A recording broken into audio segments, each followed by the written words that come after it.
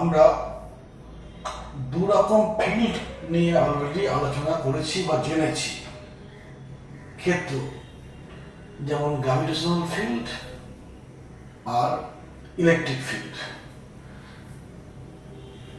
Gravitational field কে তৈরি করে? মাস তৈরি করে, ভর তৈরি করে। কোন একটা বস্তু তার ভরের জন্য তার চারিদিকে একটা ক্ষেত্র তৈরি করে, আর সেই ক্ষেত্রে অন্য একটা মাস আসলে পরে সেই মাসটাকে ও অ্যাট্রাক্ট করে, যাকে আমরা বলি মহাকর্ষ বল।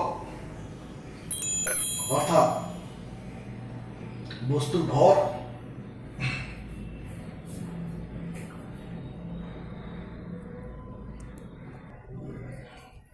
অর্থাৎ বস্তু, ধরো একটা বস্তু তার ভর আছে, সে ভরের জন্য এই অঞ্চলে একটা ফিল্ড তৈরি করছে, যাকে বলছি আমরা গ্র্যাভিটেশনাল ফিল্ড। আর সেই বস্তুটার কাছে অন্য একটা বস্তু আনলে এই বস্তুটাকে আকর্ষণ করবে। একে বলা হয়, কি করে করলো না, এর চারিদিকে একটা ক্ষেত্র তৈরি করেছে, তাকে বলা হয় গ্র্যাভিটেশনাল ফিল্ড।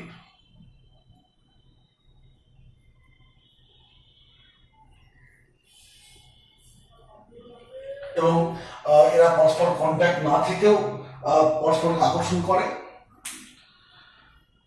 আর একটা ফিল্ডের কথা আমরা জানি, সেটা হচ্ছে বস্তুর একটা ধর্ম। অর্থাৎ একটা বস্তু যদি চার্জ হয়, আধানযুক্ত কণা, সে আধানযুক্ত একটা কণা নিয়েছি, সেও করবে কি, আমরা স্থির তৈরিতে পড়েছি, তার চারিদিকে একটা ক্ষেত্র তৈরি করে। সেই ক্ষেত্রে অন্য একটা চার্জ পার্টিকেল রাখলে মানে কি হবে না, এই চার্জ পার্টিকেল এই পার্টিকেলটাকে আকর্ষণ করবে কিংবা বিকর্ষণ করবে। কারণ আমরা জানি যদি একই রকম তড়িৎগ্রস্ত হয় তাহলে বিকর্ষণ করবে, আর বিপরীত তড়িৎগ্রস্ত হলে আকর্ষণ করবে। এক্ষেত্রে কি হচ্ছে না, এই চার্জ পার্টিকেলটা, এটা চার্জ পার্টিকেল, এইটা চার্জ বা আনচার্জ দুই হতে পারে, চার্জ হতে পারে, আনচার্জ হতে পারে। এটা মাস বলেছি। তো এদের মধ্যে আকর্ষণ বিকর্ষণ দু রকমই বলা হয়। আকর্ষণ বা বিকর্ষণ যদি সমজাতি হয় বিকর্ষণ করবে, আর বিপরীত জাতি হয় কি, আধান কি হয়, তাহলে আকর্ষণ করবে। এই দু রকমের ফোর্স, অর্থাৎ এখানে গ্র্যাভিটেশনাল ফিল্ড তৈরি হয়েছে, এখানে কি তৈরি হলো, ইলেকট্রিক ফিল্ড। ইলেকট্রিক ফিল্ড, এই দু রকমের ফোর্স সম্পর্কে আমরা দু রকমের ফিল্ড সম্পর্কে আমরা অলরেডি জেনে এসেছি। এখন একটা অন্য একটা জিনিসে যাবো আমরা। দেখো এইখানে একটা আমি সার্কিট নিয়েছি, ক্লোজ সার্কিট, সেইখান দিয়ে কারেন্ট চলছে, একটা ব্যাটারি আছে, কারেন্ট চলছে। তো এই সিস্টেমটার নেট চার্জ কত? নেট চার্জ এক্ষেত্রে শূন্য ধরা হয়। কেন? এখানে কারেন্ট ফ্লো হচ্ছে কার জন্য? ফ্রি ইলেকট্রনের জন্য। তো এই বর্তনীতে কিন্তু কোনো এক্সট্রা কোনো চার্জ ঢুকছে না বা বেরিয়ে আসছে না। যেটুকু চার্জ কোষ থেকে বর্তনীতে পরিবাহিত আসছে, ঠিক সেই পরিমাণ চার্জ কি হচ্ছে, আবার কোষে প্রবেশ করছে, অর্থাৎ নেট চার্জ শূন্য। আমরা জানি একটা চার্জ পার্টিকেল করে কি, ইলেকট্রিক ফিল্ড তৈরি করে, কিন্তু এখানে কোনো নেট চার্জ নেই, অর্থাৎ ইলেকট্রিক ফিল্ড তৈরি হচ্ছে না। এখন যদি এইখানে একটা ইলেকট্রন এইভাবে মুভ করে একটা ভেলোসিটি নিয়ে, কি দেখা যাবে? দেখা যাবে যে ইলেকট্রনটা এই এই সার্কিটের প্রেজেন্সে ভি, এটা চার্জ পার্টিকেল, একটা চার্জ পার্টিকেল ভি ভেলোসিটি নিয়ে, তার চার্জ একটা আছে, কিউ মানে চার্জ আছে, ভি ভেলোসিটি নিয়ে এই সার্কিটের মানে যে তড়িৎবাহী সার্কিট করেছি, এই সার্কিটের নিকটবর্তী স্থান দিয়ে ভি বেগে চলে যাচ্ছে। দেখা যাবে কি এরকম টার্ন নিচ্ছে, মানে এরকম হচ্ছে, এরকম টার্ন নিচ্ছে, কিংবা এরকম চলে যাচ্ছে, কিংবা এরকম হয়ে যাচ্ছে। অর্থাৎ এই তড়িৎবাহী বর্তনীর প্রেজেন্সে যদি একটা আধান ভি বেগে গতিশীল হয় তাহলে দেখবো যে ও টার্ন নিচ্ছে।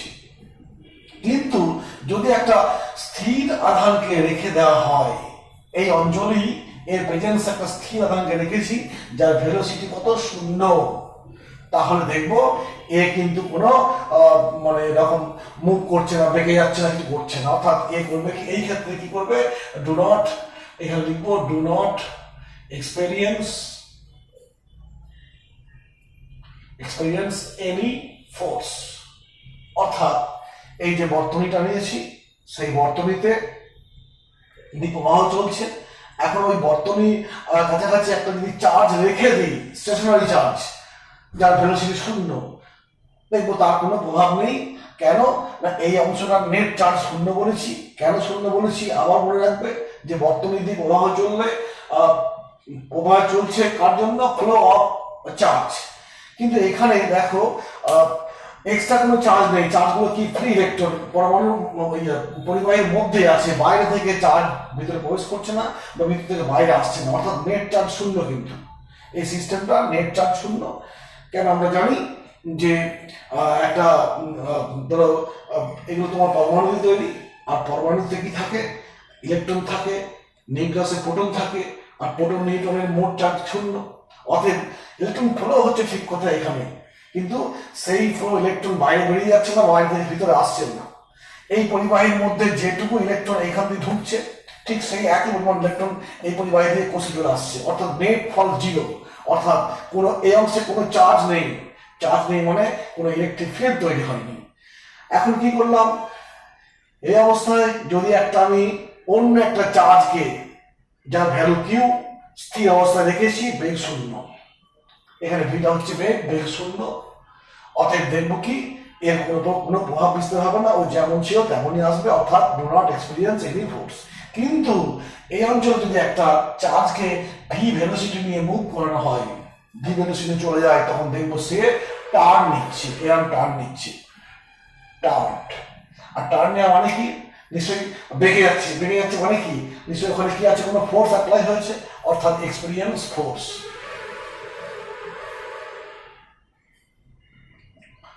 টার্ন নিচ্ছে মানে নিশ্চয়ই কোনো ফোর্স আছে। কারণ আমরা জানি নিউটনের ফার্স্ট ল কি বলেছে, বাইরে থেকে বল প্রয়োগ না করলে গতিশীল বস্তু সমবেগে সরলরেখায় চলবে।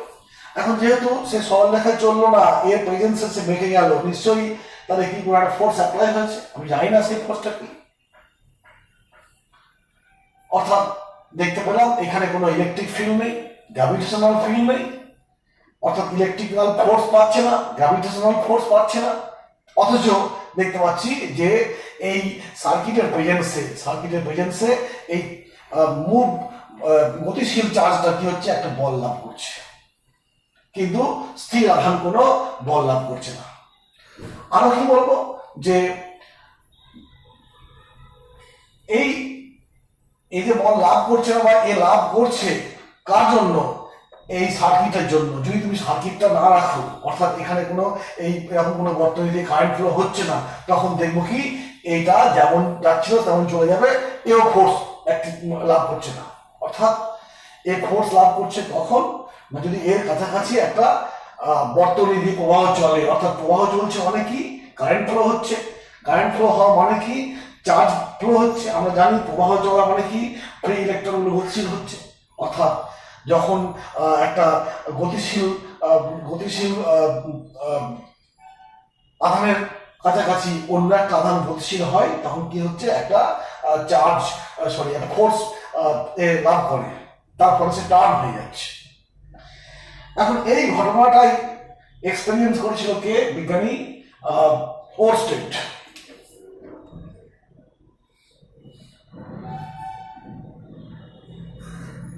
ওরস্টেড প্রথম এই জিনিসটা লক্ষ্য করেন, যদিও ওরস্টেড ঠিক এই আমি বললাম এইভাবে লক্ষ্য করেননি, আমরা পরে আসছি।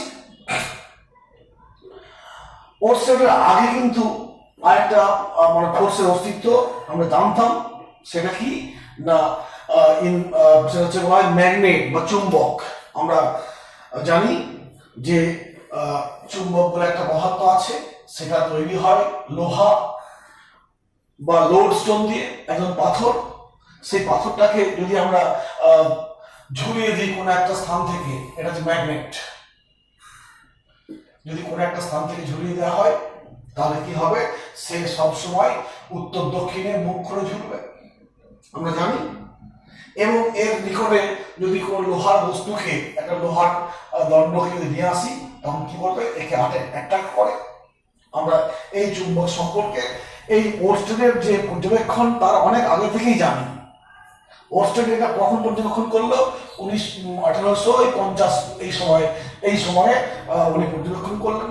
তার আগে চুম্বক কি করে, চুম্বক একটা মানে লোহার তৈরি একটা পদার্থ, পাথর, যাকে লোডস্টোন বলা হয়। আর সেই চুম্বককে যদি একটা সুতো দিয়ে ঝুলিয়ে দেওয়া হয়, সে সবসময় উত্তর দক্ষিণে মুখ করে ঝুলবে। আর কি না, ওই চুম্বকের কাছাকাছি কোনো লোহার বস্তুকে, লোহার টুকরোকে আনলে পরে তাকে অ্যাট্রাক্ট করবে। এখন স্পর্শ না করেও অ্যাট্রাক্ট করছে, যেমন এইগুলোর ক্ষেত্রে দেখো গ্র্যাভিটেশনের উপর উইদাউট কন্ট্যাক্টে অ্যাট্রাক্ট করেছিল। এখানেও তোমার ইলেকট্রিক্যাল ফোর্সও কিন্তু উইদাউট কন্ট্যাক্টে অ্যাট্রাক্ট করে বা রিপেল করে। ঠিক সেরকমই ম্যাগনেটও লোহার টুকরোগুলোকে উইদাউট কন্ট্যাক্টে আকর্ষণ করছে। তার মানে বুঝতে হবে এই ম্যাগনেটের চারিদিকে কি হয়েছে, একটা ফিল্ড তৈরি হয়, আর ফিল্ড তৈরি হওয়ার জন্যই ওইগুলো আকর্ষণ করে। অর্থাৎ এই পর্যন্ত আমাদের আইডিয়া ছিল এটা, এই magnet can create magnetic field, আর mass create gravitational field, electric charge create electric field, এইগুলো আমরা জানতাম। এই ম্যাগনেট যে ম্যাগনেটিক ফিল্ড তৈরি করে তার জন্য একটা দেখানোর রাস্তা আছে। এইরকম ভাবে একরকম ম্যাগনেট পাওয়া যায়, তাকে বলা হয় ম্যাগনেটিক নিডল বলা হয়।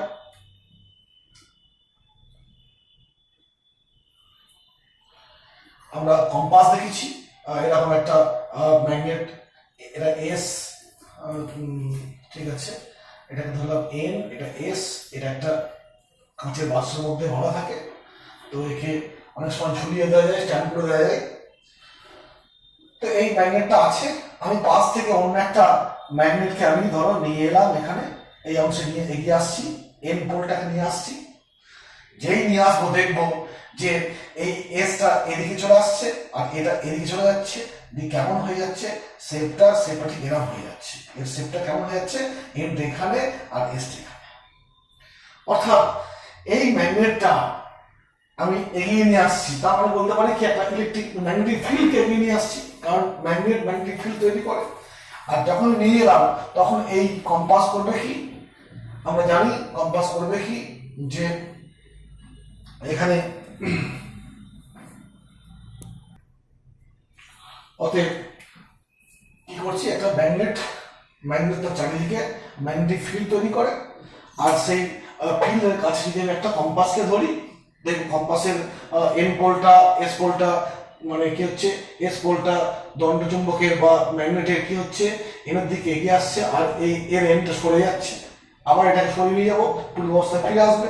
অর্থাৎ একটা অঞ্চলে কি চুম্বক ক্ষেত্র আছে কিনা প্রমাণ করবো কার সাহায্যে, সূচি চুম্বক বা ম্যাগনেটিক নিডল বলা হয়, এটাকে বলা হয় কি ম্যাগনেটিক নিডল, বা কম্পাসও বলা হয় অনেক সময়, কম্পাস, ম্যাগনেটিক নিডল, সূচি চুম্বক। ঠিক আছে, এই হলো, তোমাকে বলবো যে এইটা একটা চুম্বক, তুমি কি করে বুঝবে, তা আমার হাত ধরে একটা ম্যাগনেটিক নিডল আছে, তা আমি কি করবো, এই পদার্থটাকে এই কাছে নিয়ে আসবো, যদি দেখা যায় এ বিক্ষেপ হচ্ছে, ঘুরে যাচ্ছে, তখন বুঝতে হবে এ অবশ্যই চুম্বক।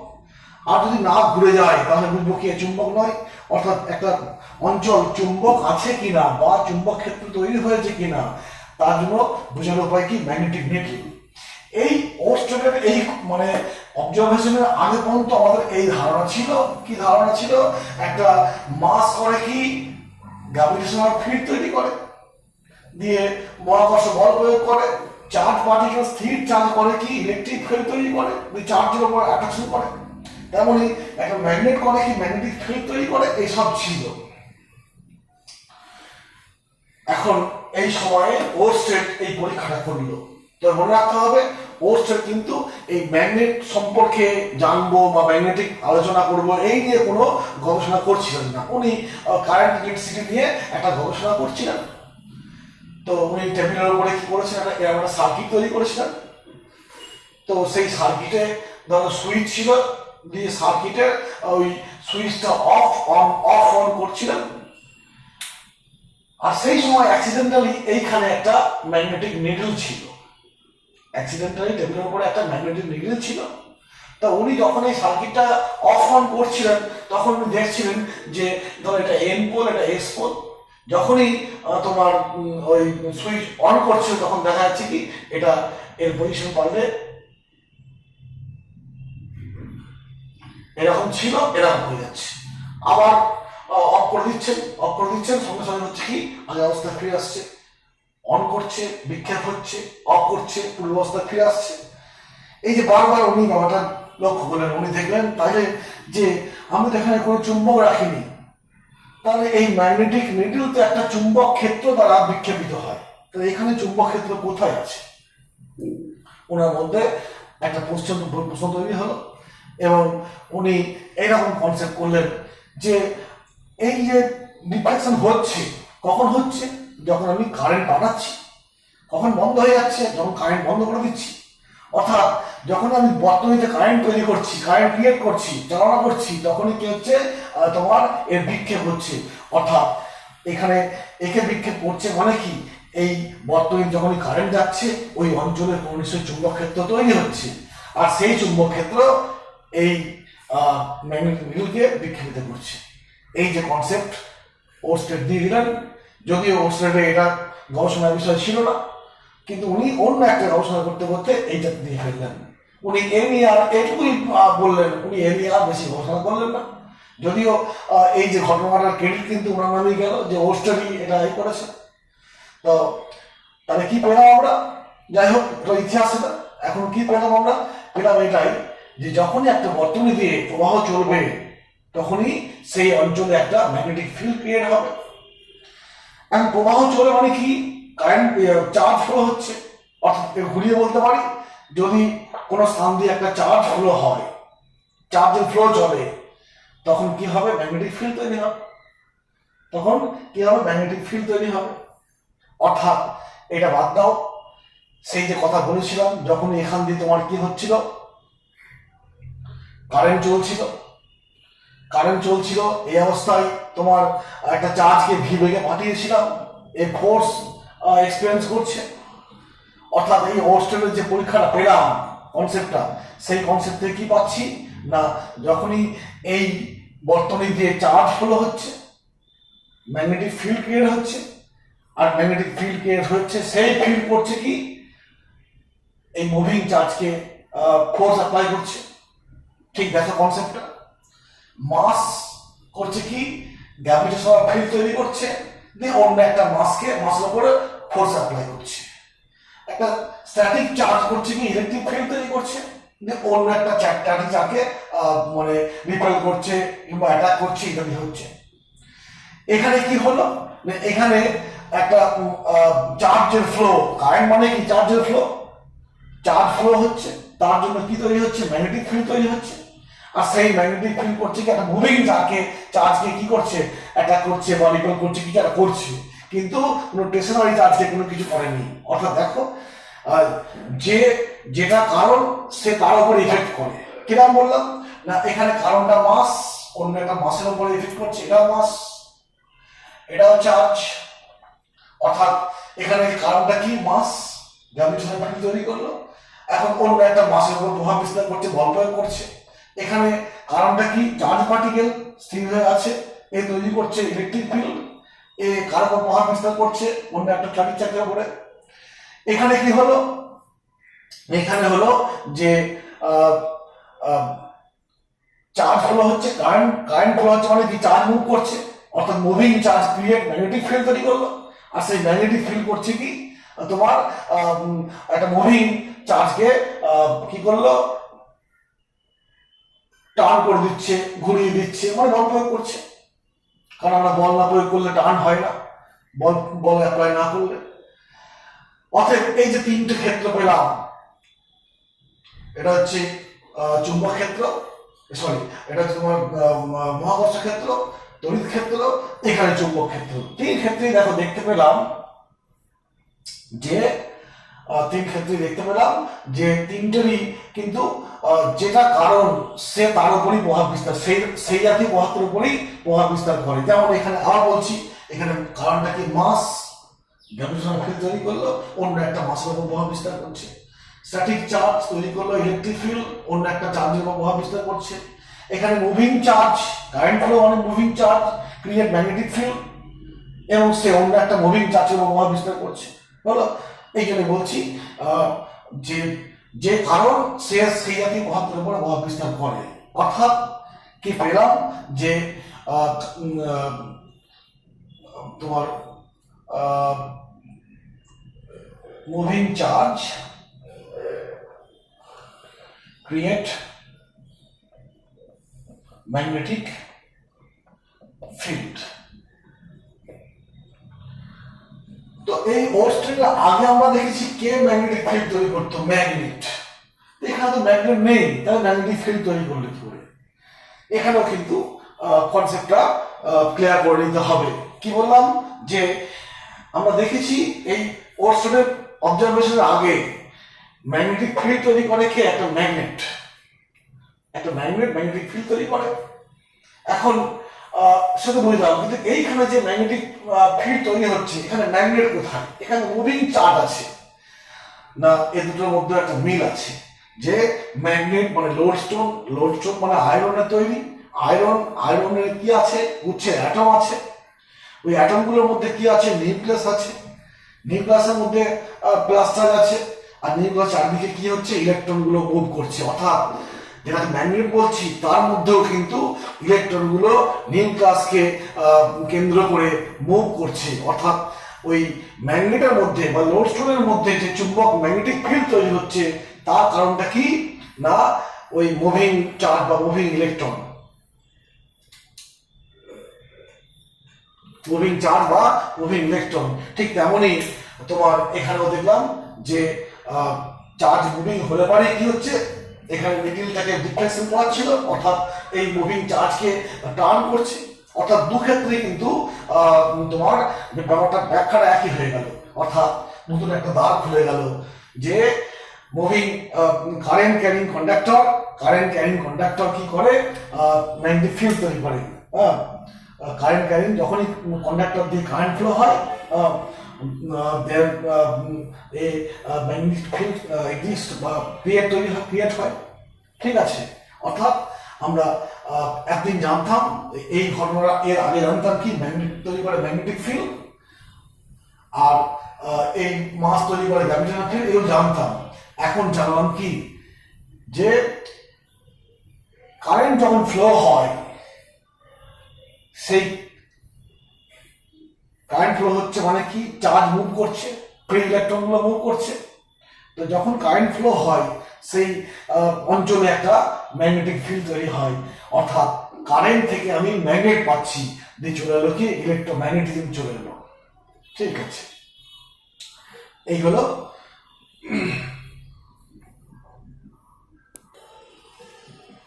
এখন দেখতে পেলাম যে যখন বর্তমানে প্রবাহ চলে, কারেন্ট ফ্লো হয়, মুভিং চার্জ মুভ করে, তার জন্য কি হয়? ম্যাগনেটিক ফিল্ড তৈরি হয়। আর ম্যাগনেটিক ফিল্ড করবে কি? অন্য একটা চার্জকে কি করবে? টার্ন করে দেবে, অর্থাৎ তার গতিপথকে পরিবর্তিত করবে। সেটা কি ইলেকট্রিক ফিল্ডে হয় না? অবশ্যই ইলেকট্রিক ফিল্ডে হয়। দেখো আমি একটু বলছি, আমরা স্থির তড়িতে পড়েছি যে ধরো এরকম একটা তড়িৎ ক্ষেত্র, এরকম তড়িৎ ক্ষেত্র দিকটা আছে, দিকটা প্লাস, দিকটা মাইনাস। তো যদি একটা প্লাস চার্জ এখানে প্রবেশ করে, এরকম প্রবেশ করছে প্লাস চার্জ, তো প্লাস চার্জ যখন প্রবেশ করে, ইলেকট্রিক ফিল্ড যদি ই হয়, তাহলে করবে কি? এই প্লাস আর এই প্লাস কি করবে? বিকর্ষণ করবে, দিয়ে এই যাবে, কিন্তু দিয়ে এরকম টার্ন হয়ে যাবে। লক্ষ্য করে দেখো এর গতিপথটা, এই কতক্ষণ টার্ন হলো এই পর্যন্তই সে নিজেকে ইলেকট্রিক ফিল্ড বরাবর প্রতিষ্ঠা করছে ইলেকট্রিক ফিল্ড বরাবর। তারপরে কিন্তু আর টার্ন হবে না, তারপর সে ইলেকট্রিক ফিল্ড বরাবর চলে যাবে। আমরা পড়েছি, সিদ্ধইতে পড়েছি, যখনই একটা ইলেকট্রিক ফিল্ডে কোনো চার্জ পার্টিকেল গতিশীল হয়, তখন কি হয়? এই যে বললাম, এটা প্লাস বিকর্ষণ করছে। এখন এই যে ইলেকট্রিক ফিল্ডে চার্জ আছে, মানে এখানে একটা বল পাওয়া যায়, সেই বলটা কি না QE, আর বল থেকে একটা ত্বরণ পাওয়া যাবে, ত্বরণটা কি? F/m। অর্থাৎ একটা চার্জ পার্টিকেলকে তড়িৎ ক্ষেত্রে প্রয়োগ করলে ফার্স্ট হচ্ছে কি এই আকর্ষণ বিকর্ষণ জন্য সে টার্ন হয়ে কি হবে নিজেকে ইলেকট্রিক ফিল্ড বরাবর এগিয়ে নিয়ে যাবে এবং যখন ইলেকট্রিক ফিল্ড বরাবর পৌঁছে যাবে তখন সে টার্ন করবে না, সে ইউনিফর্ম ডিরেকশনে চলে যাবে ওই ডিরেকশনে। তাহলে এক্ষেত্রে কি হচ্ছে, দুটো কাজ হয়, একটা টার্ন হয় কিছুক্ষণ, তারপরে কি ওর অ্যাক্সেলারেশন বা ভেলোসিটি বাড়তেই থাকে, ইউনিফর্ম নয়। কিন্তু যদি একটা চার্জ পার্টিকেল চুম্বক ক্ষেত্রে গতিশীল হয়, চার্জ পার্টিকেল চুম্বক ক্ষেত্রে গতিশীল হচ্ছে, আমরা একটু আগে দেখলাম চুম্বক ছাড়াও চুম্বক ক্ষেত্র তৈরি করা যায়। কি করে তৈরি করা যায় না, চুম্বক ক্ষেত্র তৈরি করা যায় এভাবে যে যদি একটা পরিবাহী দিয়ে প্রবাহ চলে তখন পরিবাহীর চারিদিকে চুম্বক ক্ষেত্র সৃষ্টি হয়। ওরস্টেডের যে এক্সপেরিমেন্ট বা আমরা একটু আগে ব্যাখ্যা করলাম যে নামতে পেরেছি। তো ধরো এইখানে একটা পরিবাহী দিয়ে এরম কারেন্ট যাচ্ছে, এই ভিতর দিয়ে কারেন্ট যাচ্ছে, কোন দিকে, ভিতর দিকে কারেন্ট যাচ্ছে। আমি এই ডিরেকশনটাকে এরম দেখালাম যে ভিতর দিকে কারেন্ট যাচ্ছে, এরকম পরিবাহীটা এরকম আছে, পরিবাহীটা এরকম আছে, আর এইখানে একটা তোমার আধান ভি বেগে গতিশীল। তো কি হবে এই ক্ষেত্রে, তো কি হয় বললাম তড়িৎ ক্ষেত্রে, আর চুম্বক ক্ষেত্রে বললাম যে এই পরিবাহী দিয়ে প্রবাহটা এরকম চলছে, প্রবাহ চললে কি হবে, তার চারিদিকে চুম্বক ক্ষেত্র সৃষ্টি হবে। আর সেই চুম্বক ক্ষেত্রে আমি একটা আধান, তার চার্জ হচ্ছে কিউ, ভি বেগে গতিশীল, সেক্ষেত্রে দেখবো এরকম টার্ন নিচ্ছে, এরকম টার্ন নিয়ে কি হচ্ছে, ফার্দার টার্ন নিয়ে একটা বৃত্তপথ সম্পন্ন করছে। ছবিটা এখানে একবারে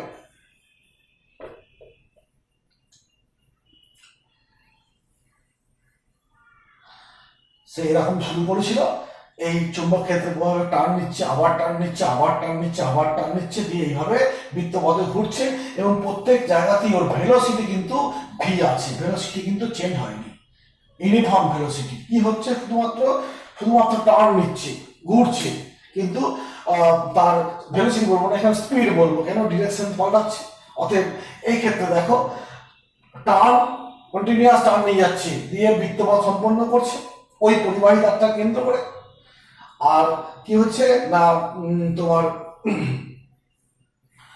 তড়িৎ ক্ষেত্রে কি হচ্ছে, একটা সময় পর্যন্ত সে টার্ন নিচ্ছে, দিয়ে নিজেকে তড়িৎ ক্ষেত্র বরাবর প্রতিষ্ঠা করছে, তারপরে সে আর মানে টার্ন নিচ্ছে না, কিন্তু তার সব সময় স্পিড কি হচ্ছে, বাড়ছে। কেন, এই তড়িৎ বল ক্রিয়াশীল, আর তড়িৎ বলের কারণে সে একটা ত্বরণ লাভ করছে, আর ত্বরণ থাকার জন্য কি হচ্ছে, সব সময় তার বেগ বেড়ে যাচ্ছে। অর্থাৎ একটা গতিশীল আধান চুম্বক ক্ষেত্রে গতিশীল হলে কি হবে আর তড়িৎ ক্ষেত্রে গতিশীল হলে কি হবে আমরা বুঝতে পারলাম। আবারও বলছি, হ্যাঁ মনে রাখবে, এইখানে দেখো এই অবস্থা দিয়ে এরকম প্রবাহ চলছে, অর্থাৎ একটা তারের মধ্য দিয়ে কারেন্টের ফ্লো হচ্ছে,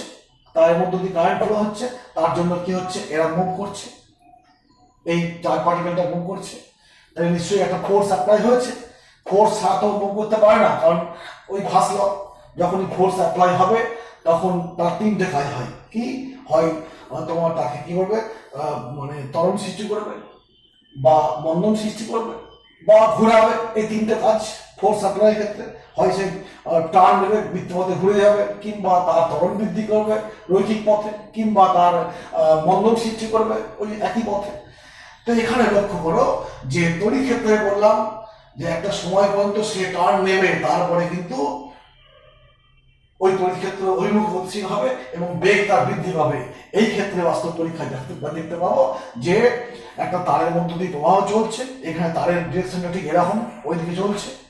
এই অবস্থায় তোমার যদি ওই অঞ্চলে একটা চুম্বক ক্ষেত্র সৃষ্টি হবে, এই আগেকার যে ব্যাখ্যা দিয়েছে সেই অনুযায়ী, আর সেই চুম্বক ক্ষেত্রের প্রভাবে তোমার কি হচ্ছে, এই আধানটা কি হবে, টার্ন নিয়ে এই তারটাকে কেন্দ্র করে এরকম ঘুরবে এখানে। অর্থাৎ এখানে কি হলো, একটা ফিল্ড তৈরি হলো, ম্যাগনেটিক ফিল্ড। এখানে ম্যাগনেটিক ফিল্ড তৈরি হলো, অর্থাৎ এবং দেখবো যে আধানটার ভেলোসিটি স্পিড কিন্তু একই থাকবে, স্পিড পাল্টাবে না, শুধু ডিরেকশন পাল্টে যাবে। এই হলো। এখন আমরা ম্যাগনেটিক ফিল্ড কাকে বলে ওর ডেফিনেশনটা আমরা যদি লিখি, যে ম্যাগনেটিক ফিল্ড তোমার এক কথায় কাকে বলে, তাহলে আমরা লিখতে শুরু করি। অর্থাৎ হোয়াট ইজ ম্যাগনেটিক ফিল্ড, যে চুম্বক ক্ষেত্র হলো কোন স্থানে একটি চুম্বক ক্ষেত্র হলো কোন স্থানে সৃষ্ট একটি বিশেষ ধর্ম, যে কারণে কোনো গতিশীল আধান ওই ক্ষেত্রে প্রবেশ করলে লম্বভাবে অবশ্যই একটি বল লাভ করে এবং সেটি একটি নির্দিষ্ট দিকে বেঁকে যায়। আমরা এটাকে বলতে পারি চুম্বক ক্ষেত্রের সংজ্ঞা। এখন এই যে বল লাভ করলো, সেই বলের রাশিমালা বার করতে হবে। সেই বলের রাশিমালা নির্ণয় করতে হবে। রাশিমালাটা লিখি।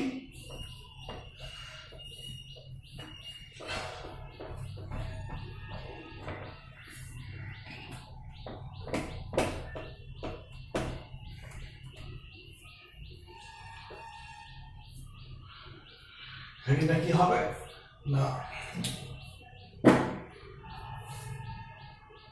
Force experience by a moving charge in a magnetic field. Magnetic field.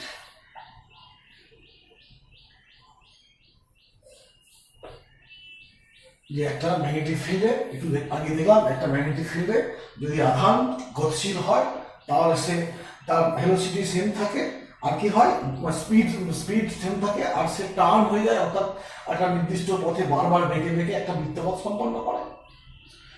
তো সেই বৃত্তপথে টার্ন হচ্ছে মানে নিশ্চয়ই কোনো ফোর্স অ্যাক্টিভ হয়েছে, সেই ফোর্সের রাশিমালা নির্ণয় করতে হবে। তো ধরে নিচ্ছি যে এখন ব্যাপারটা আমি বলি, এই ফোর্স কোন কোন বিষয়ের উপর নির্ভর করবে। এক হচ্ছে আধান কণা গতিশীল হতে হবে, অর্থাৎ তার আধান থাকবে কণাটা। 2 নম্বর ম্যাগনেটিক ফিল্ড তো আছেই। 3 নম্বর তাকে গতিশীল অর্থাৎ ভেলোসিটি থাকতে হবে। অর্থাৎ দেখতে পাবো যে এই যে ফোর্সের মানটা বা বলের মানটা নির্ভর করে কণাটার আধানের উপরে, স্পিডের উপরে, চুম্বক ক্ষেত্রের উপরে ইত্যাদির উপরে। অর্থাৎ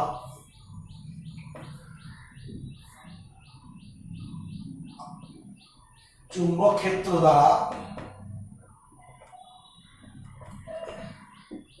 আধানের উপর ক্রিয়াশীল বল F নির্ভর করে 1 নম্বর কিরকম না, F সমানুপাতিক Q। অর্থাৎ যে আধানটা, যে পার্টিকেলটা চুম্বক ক্ষেত্রে গতিশীল হলো, তার আধানের মান যদি বেশি হয়, তার আধানের মান যদি বেশি হয়, যেমন আমি বলছি একটা ইলেকট্রনকে পাঠালাম, না হয় একটা আমি আলফা পার্টিকেলকে পাঠালাম, জানি আমরা ইলেকট্রনের চার্জ অপেক্ষা আলফা পার্টিকেলের চার্জ অনেক বেশি। অতএব সেক্ষেত্রে দেখবো পরীক্ষা করে যে এই যে টার্ন নিচ্ছে, মানে টার্ন ঘুরে যাচ্ছে, অর্থাৎ বল ক্রিয়াশীল হচ্ছে, সেক্ষেত্রে আলফার ক্ষেত্রে বেশি বল ক্রিয়াশীল হচ্ছে, বেশি টার্ন নিচ্ছে, আর ইলেকট্রন কম টার্ন নিচ্ছে, অর্থাৎ এই জিনিসটা।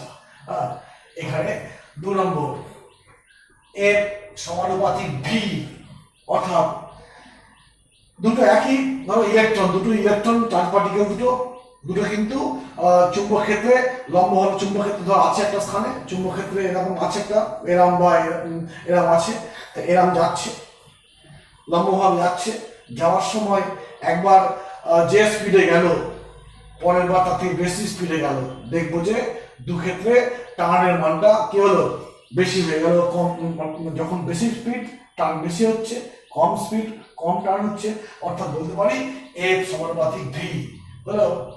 আচ্ছা, এখানে কি হচ্ছে চার্জ অফ দা পার্টিকেল, এখানে ভি হচ্ছে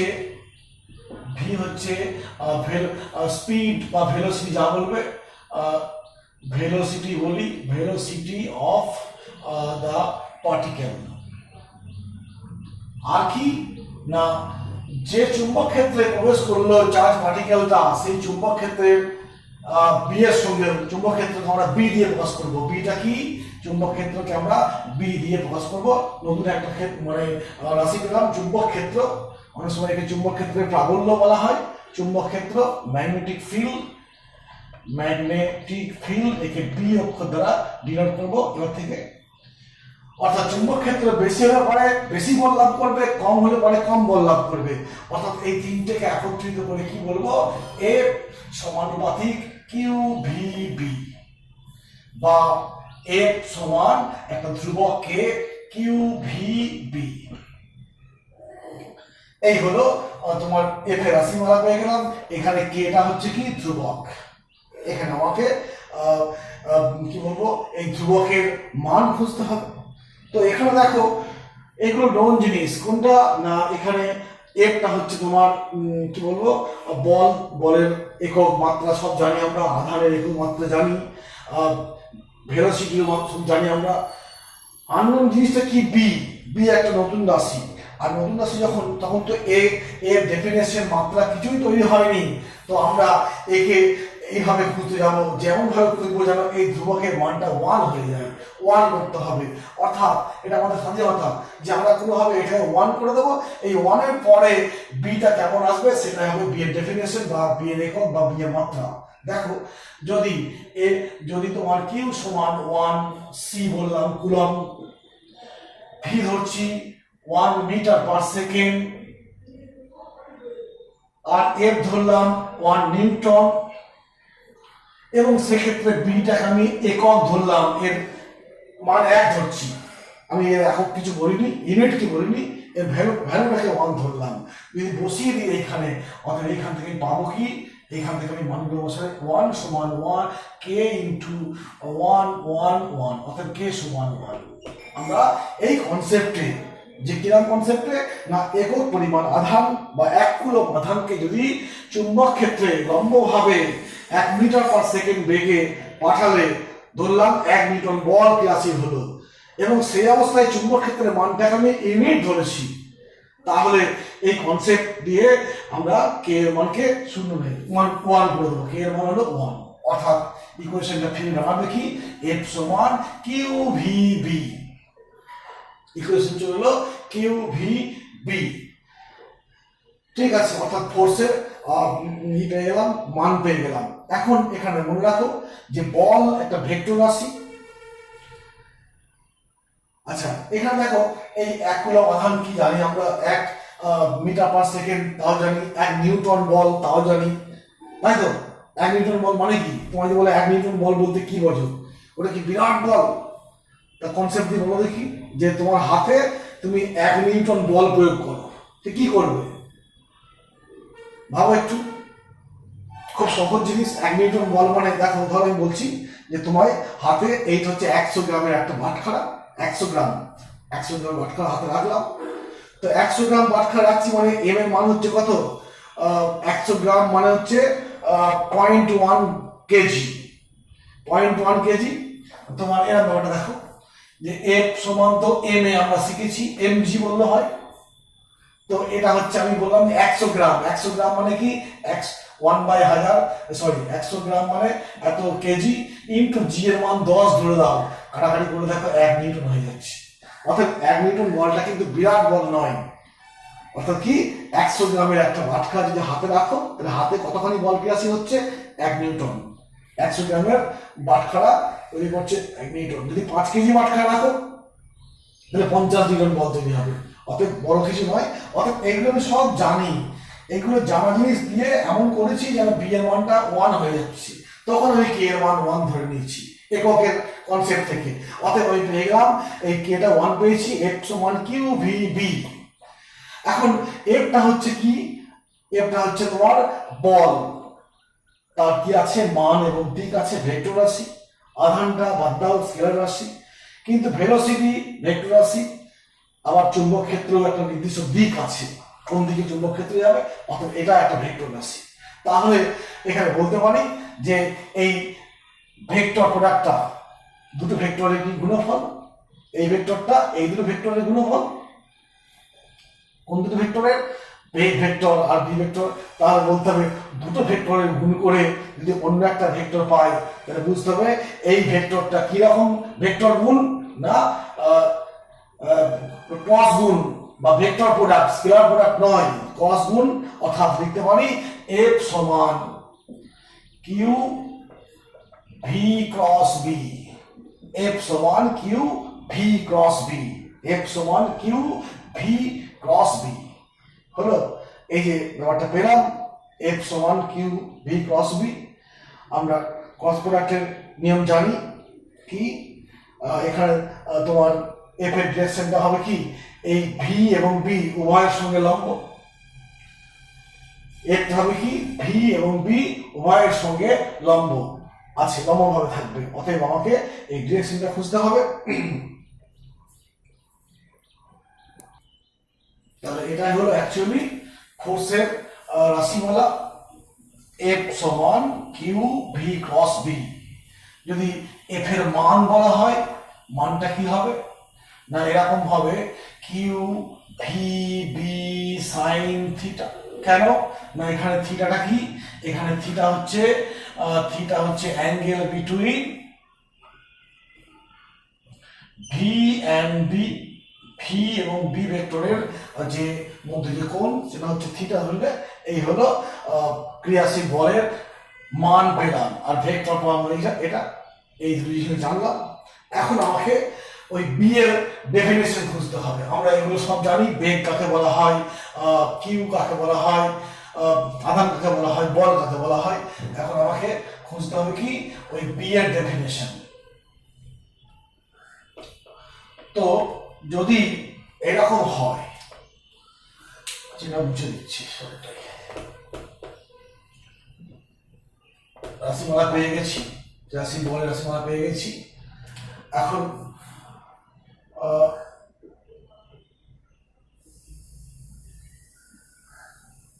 এফ সমান Q V B sine theta. অতএব বি সমান কি হবে, একটু আগে জানলাম এটা আমরা, বি সমান হবে F by Q V sine theta. যদি তোমার এফ কে 1 ধরো, কিউ কে ধরলাম 1, ভি কে ধরলাম 1 এবং থিটাকে ধরলাম 90, সরি এটাকে ধরবো না, Q1 ভি এটা, তাহলে কি পাবো, বি সমান হবে এফ হবে, এগুলো 1 ধরলে এফ। এবং এখানে বিটা কি, বিটা হচ্ছে লিখবো কি, বিটা হচ্ছে প্রাবল্য, intensity of magnetic field. B এর ডেফিনেশনটা কি হবে না, একক মানের একটি আধান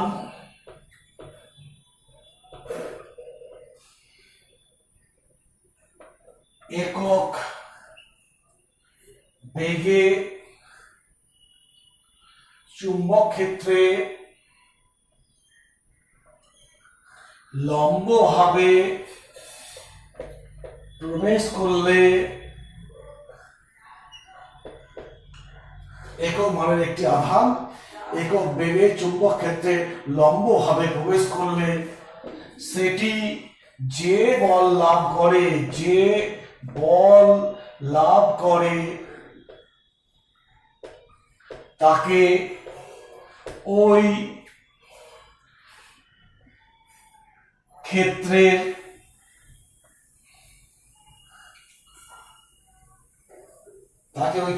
চুম্বক প্রাবল্য, চুম্বক ক্ষেত্র প্রাবল্য, ওই ক্ষেত্রে তাকে ওই ক্ষেত্রের চুম্বক ক্ষেত্র প্রাবল্য বা ইন্টেন্সিটি বলে। এই হলো বি এর ডেফিনেশন পেয়ে গেলাম, definition of B. Define B বললে আমি এখান থেকে পেয়ে যাব কি না, এটা হচ্ছে ওই যে চুম্বক বলের রাশিমালা, ওখান থেকে বি পেলাম, এইগুলোর মান একক ধরে নিয়েছি, এই দুটো একক, এটা 90 লম্বভাবে প্রবেশ করছে, অর্থাৎ ইন্টেন্সিটি অফ ম্যাগনেটিক ফিল্ডের এটাকে বি দিয়ে প্রকাশ করলে এর বি এর সংজ্ঞাটা হবে কি, একক মানের একটি আধান একক বেগে চুম্বক ক্ষেত্রে লম্বভাবে প্রবেশ করলে সেটি যে বল লাভ করে, সেটি যে বল লাভ করেছে, একক মানের আধান একক বেগে লম্বভাবে চুম্বক ক্ষেত্রে প্রবেশ করেছে, যে বল লাভ করছে তাকে বলা হয় কি, চুম্বক ক্ষেত্রের প্রাবল্য। এই হলো চুম্বক ক্ষেত্রের প্রাবল্য পেলাম, এবং এবার চুম্বক ক্ষেত্রে একক খুঁজতে হবে। Unit of B, unit of B চুম্বক ক্ষেত্রের প্রাবল্য। চুম্বক ক্ষেত্রের প্রাবল্যের একক জানবেন, এই একককে টেসলা বলা হয়, টেসলা। এসআই এককে, এসআই ইউনিট, এটা কি এসআই ইউনিট, টেসলা। চুম্বক ক্ষেত্রের প্রাবল্যের বি এর এসআই ইউনিট হচ্ছে টেসলা। তো 1 টেসলা মানে কত সেটা আমরা খুঁজবো। যে একটু আগে পেলাম যে বি সমান F by Q V sine theta. তো যদি এরকম হয়, কিউ হচ্ছে 1 কুলম, সংজ্ঞাটি জ্ঞান করবো, ভি হচ্ছে 1 মিটার পার সেকেন্ড, থিটা হচ্ছে 90, এবং সেই অবস্থায় এফ যদি 1 নিউটন হয়, 1 নিউটন হয়, তবে বি সমান কি হবে তোমার 1 টেসলা। টেসলা সংক্ষেপে একে আমরা টি দিয়ে প্রকাশ করি, টি। অতএব সংজ্ঞাটা কি বলবো টেসলার, যে 1 কুলম আধান, টেসলার সংজ্ঞাটা বলছি এবার, টেসলা 1 কুলম আধান, 1 কুলম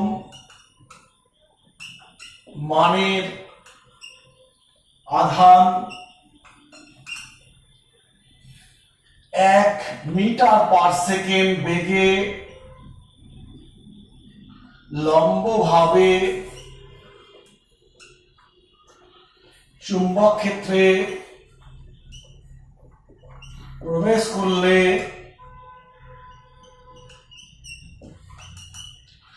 যদি এক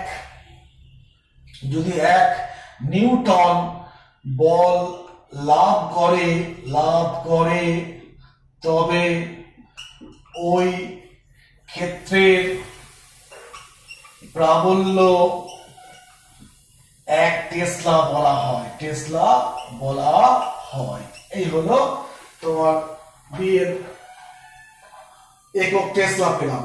আর একটা বাকি থাকলো, সেটা হচ্ছে বি এর মাত্রা। আমরা যখন একটা রাশি সম্পর্কে জানবো, সেই রাশির সংজ্ঞা কি, একক কি, সেই এককের সংজ্ঞা কি, এবং মাত্রা ডাইমেনশন অফ বি জানতে হবে। Dimension of B. তো এই যে আছে, ওখান থেকে আবার লিখছি কি, বি সমান F Q V sine theta.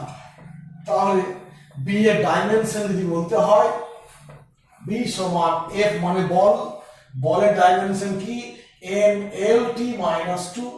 আধান মানে কি, আধান মানে আইটি, আমরা আধান মানে চার্জ, চার্জ হচ্ছে প্রবাহ মাত্রা ইনটু সময়, অতএব প্রবাহ মাত্রাকে আই বলছি, আর টাইম কি টি বললাম, ভেলোসিটি এল টি মাইনাস 1, আর এটা কোনো মাত্রাহীন রাশি, অতএব ফলাফল কি দাঁড়াচ্ছে, বি এর মাত্রাটা কি হচ্ছে এম